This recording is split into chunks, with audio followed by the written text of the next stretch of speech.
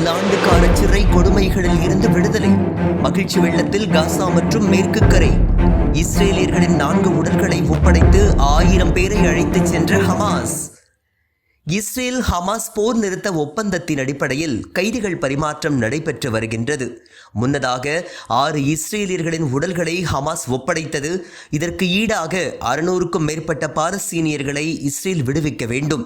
ஆனால் கைதிகள் பரிமாற்ற நிகழ்ச்சியை ஹமாஸ் அமைப்பு வெற்றி கொண்டாட்டத்தை போன்று நடத்துவதால் தங்களுக்கு அவமானமாக இருப்பதாக கூறி 600க்கும் மேற்பட்ட கைதிகளை விடுவிக்காமல் இஸ்ரேல் தாமதம் காட்டியது.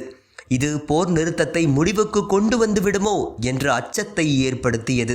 இந்த நிலையில் வியாழக்கிழமை இஸ்ரேலின் சதித்திட்டத்தை தோற்கடிக்கும் வகையில் இஸ்ரேலால் குண்டு வீசி கொல்லப்பட்ட இஸ்ரேல் கைதிகள் 4 பேரின் உடல்களை ஹமாஸ் ஒப்படைத்துள்ளது.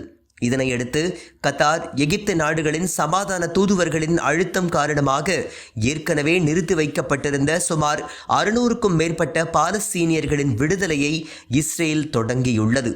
மேலும் வியாழக்கிழமை விடுவிக்கப்பட்ட 4 இஸ்ரேலியர்களின் உடல்களுக்கு ஈடாக மேலும் 290 பாலஸ்தீனியர்களை இஸ்ரேல் விடுவித்துள்ளது. இந்த நிகழ்வுகள் இஸ்ரேலுக்கு எத்தகைய தோல்வி என்றால், ஹமாஸால் பிடித்துச் செல்லப்பட்ட 8 இஸ்ரேல் கைதிகளை இஸ்ரேலே குண்டு வீசி கொன்றுள்ளதோடு அவர்களின் உடல்களை மீட்க சுமார் 1000 பாலஸ்தீனியர்களை விடுவிக்க வேண்டிய நிலைக்கு ஆக்கிரமிப்பு பயங்கரவாத இஸ்ரேல் தள்ளப்பட்டுள்ளது. விடுதலையான கைதிகள் தங்களது அன்புக்குரியவர்களை கட்டியணைத்து கண்ணீர் வடித்தனர். ஒரு கைதி கூறும்போது, எங்கள் மீது நிகழ்த்தப்பட்ட அநியாயத்தை ஒரு மலையின் மீது நிகழ்த்தியிருந்தால் அந்த மலையே வேதனை தாங்காமல் வெடித்து சிதறியிருக்கும் என்றார்.